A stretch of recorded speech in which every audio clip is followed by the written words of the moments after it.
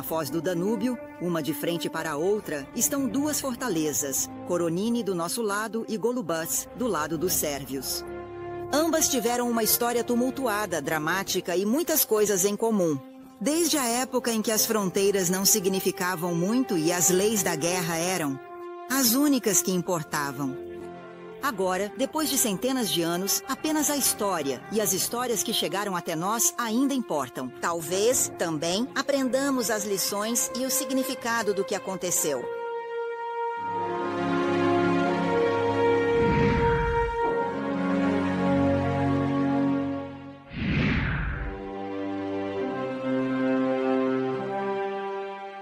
Para chegarmos à história das duas fortalezas, Coronini e Golubăț, precisamos primeiro mencionar uma outra irmã mais velha delas, a fortaleza medieval de Severin, construída durante o reinado do rei Ladislau, o Santo da Hungria, como uma fortaleza contra os ataques dos cumanos e dos mongóis, no início do século XI.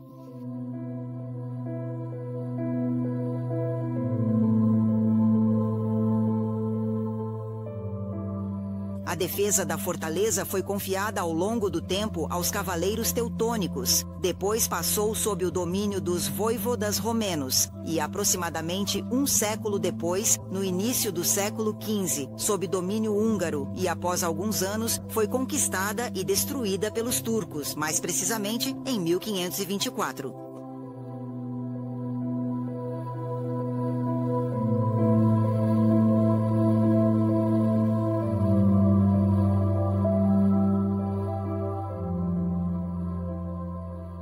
Nós vamos, no entanto, percorrer 100 quilômetros da fortaleza de Severin até a fortaleza da nossa história, que foi dedicada, assim como a de Severin, à memória do rei Ladislau, o Santo. Mas a nossa fortaleza é mais conhecida pelo nome de Coronini, e assim vamos chamá-la também.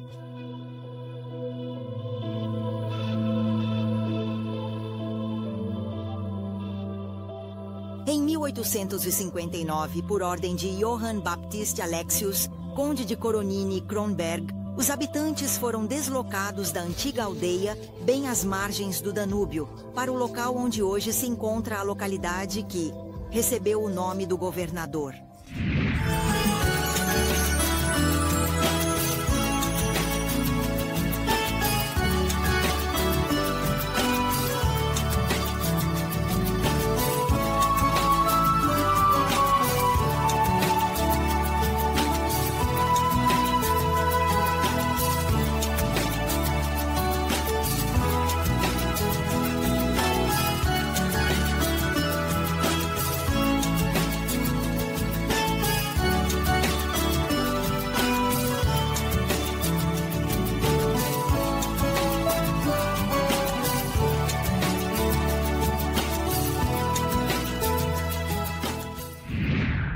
A fortaleza de Coronini, na foz do Danúbio, foi construída no século XV, mas sobre as ruínas de um assentamento da Idade do Bronze.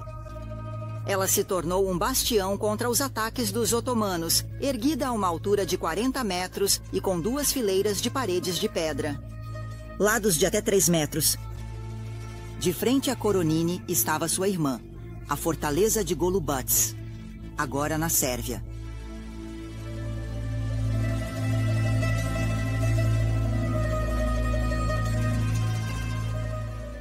Em 1407, o rei Sigismundo de Luxemburgo ordena a construção de uma nova fortificação, uma fortificação moderna em Coronini, como resultado da perda de Golubăț.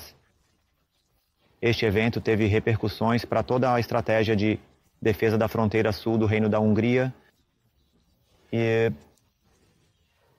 da mesma forma, nós sabemos o percurso documental da fortificação de Coronini após este momento.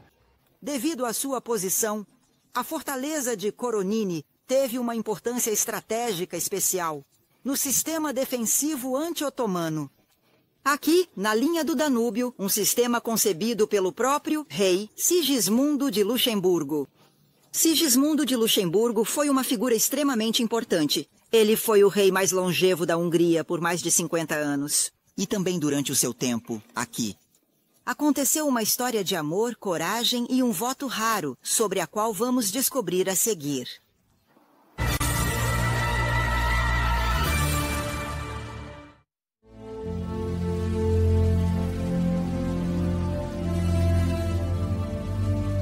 A fortaleza de Golubac foi construída cerca de 100 anos antes da nossa fortaleza em Coronini, mas não se sabe por quem. Ou pelos húngaros ou pelos sérvios.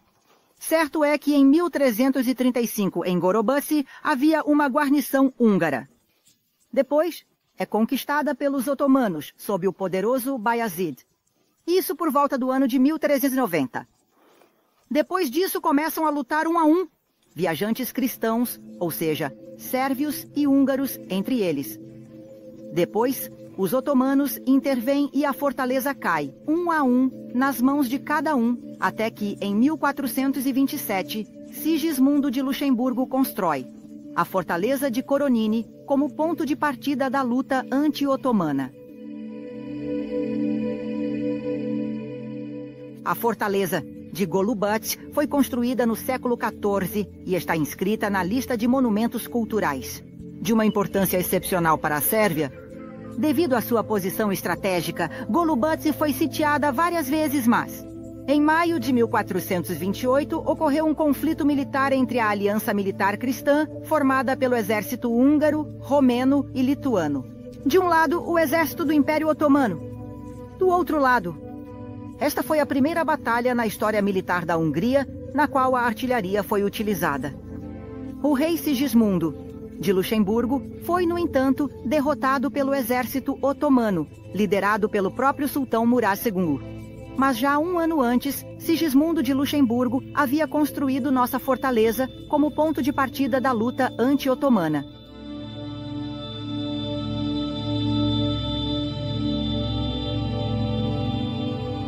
O rei, inspirado por modelos do que o oeste da Europa, constrói algo um pouco atípico. Sabemos disso ao comparar o plano atualizado de Coronini com as outras fortificações. Lá tivemos um palácio que tem pelo menos 2 níveis construtivos, duplicados por um porão abobadado, uma torre de donjon de grandes dimensões, parcialmente restaurada e reconstituída.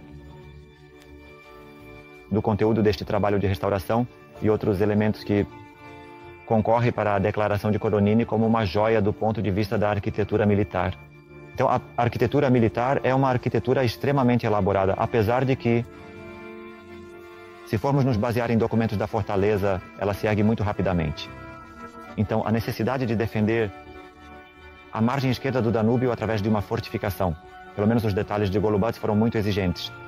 O tipo de arquitetura revela a presença de mestres especializados, de colomestres especializados em produções de guerra.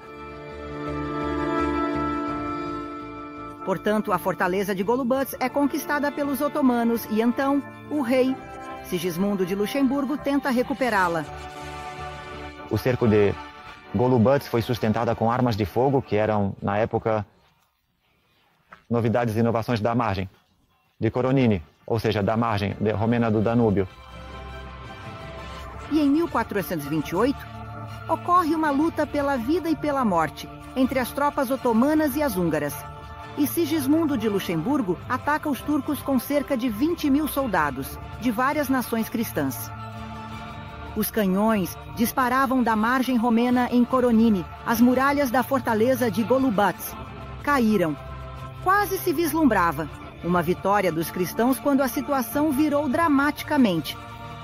Sigismundo, ele perdeu a batalha, mas ganhou a vida graças a uma mulher, a condessa Cecília.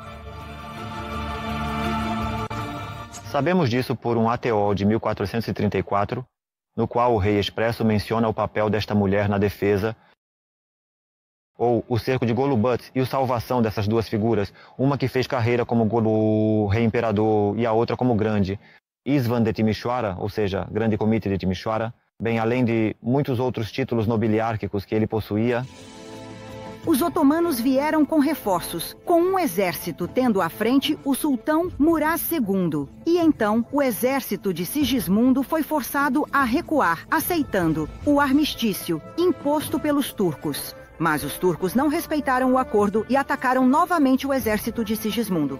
E aqui, que entra em cena a bela e corajosa Cecília Rosgoni, esposa daquele que comandava as tropas húngaras, István T. Rosgoni. A Idade Média não a explorou. Como citei Maxim, do meu ponto de vista, esta história, que também é catalogada como uma exceção, este único personagem que é conhecido por meio de documentos, que salva através de um ato de armas, então através de um ato heróico, com efeitos potencialmente trágicos, devastadores para a família. Armas, então através de um feito heróico, com efeitos potencialmente trágicos, devastadores para a família. Eu nem mesmo sei, país. E para o país, eu acredito que ela tinha 30 anos quando, em 1428, esse episódio aconteceu. A condessa Cecília salva seu marido, mas também o rei, comandando um navio de guerra no meio das águas do Danúbio, no calor dos ataques otomanos.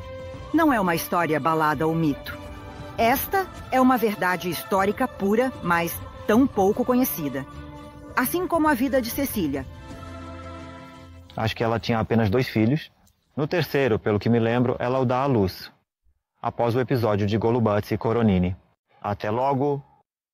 E ao mesmo tempo, a única mulher que salva a vida de um rei e a única mulher que ao lado do marido recebe a recompensa. Função consistente após a batalha perdida pelo rei Sissi em Golubats. Vocês conseguem imaginar como exatamente neste lugar, a corajosa e jovem Cecília liderou o ataque contra as tropas do sultão Murad II nas águas turbulentas do Danúbio, comandando seu próprio navio, para salvar seu marido e, ao mesmo tempo, o rei Sigismundo, de uma derrota dolorosa. Ela morreu 6 anos depois, historiadores. Não sei porquê. Seu marido, István, se casa novamente e a vida continua, mas a memória dela se mantém, sendo lembrada por todos que conheceram a história que aconteceu aqui, mas também através de uma balada de um poeta húngaro do século XIX. A tiara, dela de ouro com pérolas, cobria sua cabeça como um capacete. Das seus ombros escorregava a seda e quase segurava sua armadura. A fortificação que vemos agora não é resultado exclusivo dos mestres cristãos. Ela tem extensões do período turco. Por isso, essas extensões em direção ao Danúbio estão relacionadas à exploração pelos turcos, depois na Baía de Bentivogli, aquele setor do Danúbio. Eles tinham moradia, tinham também a habitação civil que fornecia, entendo, com bens e serviços. A fortaleza é austera. A Batalha de 1428 completa a história dessas duas cidades irmãs, Coronini e Golubats. A fortaleza de Golubats foi, portanto, destruída, mas reconstruída e permanente habitada. Golubats pertenceu aos turcos até o século XVIII e, após as guerras com os austríacos, esta cidade retorna e nunca foi abandonada. Coronini, no entanto, teve outro destino. Aqui em Coronini, a fortaleza é abandonada após 1500, porque o foco de interesse da realeza húngara se desloca para Belgrado. E esta linha de defesa do Danúbio é abandonada após 1428. 24 fortificações e pontos fortificados são doados pelo rei aos cavaleiros teutônicos. Eu digo que é um trabalho bonito. Então eles vêm com cachorro, com porquinho, com o castelão, com padre, com teutônicos. Teutônicos, sim. Uma parte dos novos elementos encontramos em Coronini.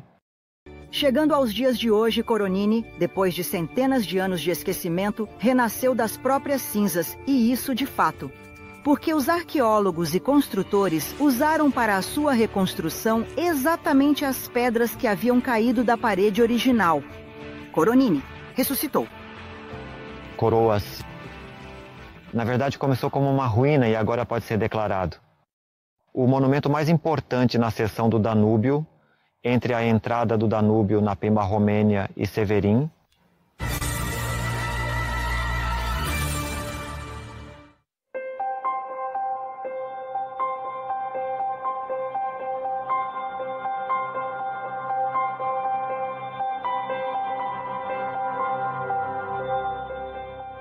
A fortaleza de Coronini, que já foi imponente, com paredes grossas de pedra ao norte e uma fossa de defesa com água, larga de 9 metros, tornou-se uma ruína. As suas paredes, com apenas 50 centímetros de altura, mal eram visíveis entre a vegetação densa. Mas a fortaleza foi salva e trazida de volta à vida por historiadores, arqueólogos e arquitetos especializados na restauração de fortalezas medievais. Na verdade, encontramos uma floresta, de onde teimosamente se perfilava um pedaço de alvenaria. E lá descobrimos que é famosa. Fortificação Sant'Adislau de Coronini. Nós trabalhamos sobre as ruínas existentes. Juntamente com a equipe de arqueólogos, desencapamos, sobre a qual começamos a construir. O mais perto possível de alvenaria histórica que encontramos no local. E daqui nos elevamos de acordo com o projeto até este nível.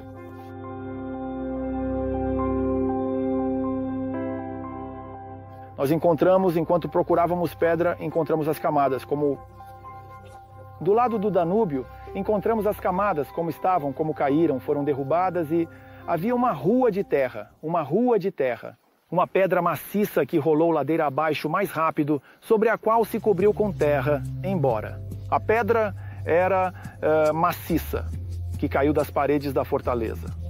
Desceu, mais rápido, devido ao peso, e sobre ela vieram pedras menores, poeira e terra. E então apareceu outra camada. Assim eram essas camadas. Então é importante vocês não trazido pedra de outro lugar. Não. Trabalhou-se apenas com a pedra original. Eu coloquei a pedra, bem, não exatamente na mesma posição, mas eu as coloquei de volta no lugar. Sim, correto. A fortificação que eu rodei o projeto de restauração é apenas a parte superior. Porque esta fortificação construída, como eu disse, em 1427, ainda é complementada por uma fortificação que circunscreve-se a esta de dimensões impressionantes, datada, pelo menos até agora, no século XIII. Acho que é uma fortificação um pouco mais tardia, mas isso vai se esclarecer. Futuro, pesquisas arqueológicas.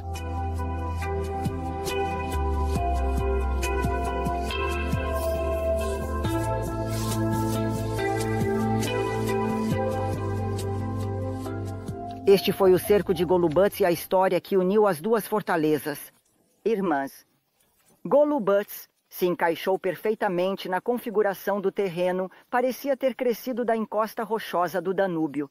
E talvez, assim que vai acontecer também com a nossa fortaleza, se os trabalhos de restauração continuarem, com outro projeto que a complemente, a torne mais bonita e mais visível.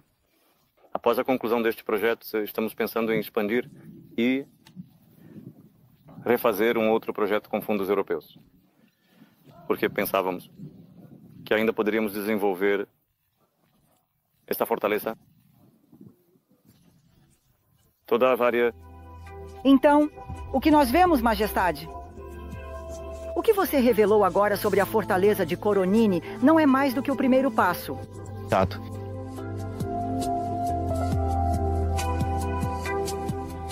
Eu apoio fortemente a necessidade de criar um museu de sítio, um museu que complete a imagem do local respectivo sítio, que é muito mais extenso do que aquele que nós restauramos e conservamos. De Coronini sobe a montanha cerca de 5 quilômetros até Santa Helena, uma aldeia com habitantes de etnia. Bem, isso é do início do século XIX. Uma área pitoresca no meio da qual se ergue a fortaleza de São Ladislau em Coronini, na garganta do Danúbio, já incluída na lista dos monumentos históricos. Um objetivo histórico e turístico cada vez mais importante.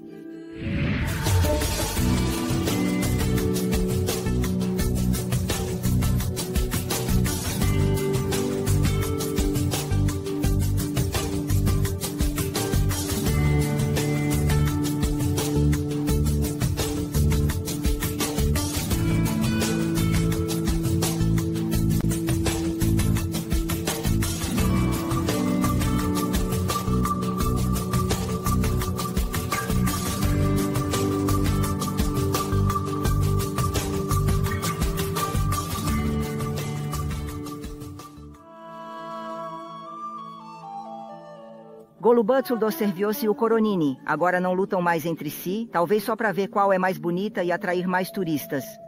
E Coronini, que está se destacando, considerando que há apenas 2 anos era um monte de pedras cobertas de vegetação, invisível e inesperada. Eu sempre vi Golubățul como um desafio e como uma fortaleza irmã de Coronini, o que realmente foi na Idade Média. As duas fortalezas de fato fechando a entrada do desfiladeiro do Danúbio. Estamos falando da mesma época e de uma história comum. Mas a fortaleza não é o único ponto de atração em Coronini. No meio das águas do Danúbio parece que flutua um pedaço de rocha. O nome da rocha é Babacaia, ou Rocha do Pai, como o nome seria traduzido do turco. Uma curiosidade assim não poderia deixar de gerar uma infinidade de lendas. Dizem que a esposa infiel de um voivoda sérvio foi amarrada a ela, que disse Babo Kaiese, que em sérvio significaria esposa arrependida.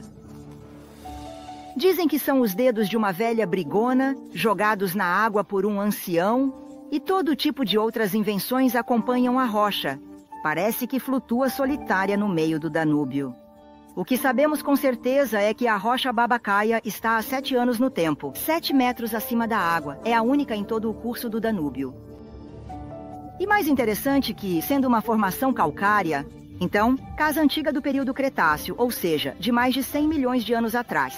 Ela foi contemporânea com os dinossauros. Ainda, e com outros répteis que têm 3 corpos nesses lugares, e com outros répteis que têm 3 corpos nesses lugares.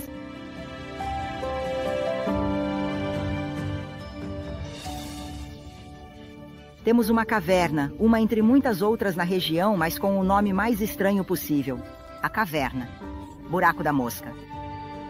Ela vem de uma mosca vampira que atormentava os animais, e uma vez, picados, morriam em poucas horas.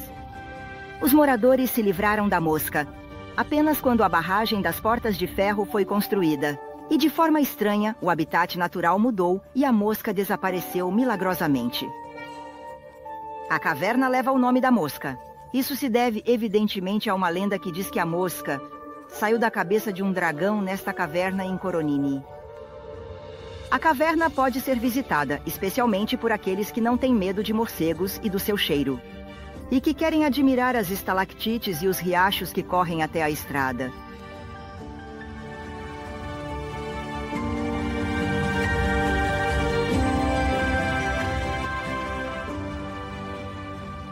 Coronini teve uma história tumultuada aqui, às margens do Danúbio, e esteve sob domínio otomã durante o Paşalık de Timișoara e levava o nome de Alibeg.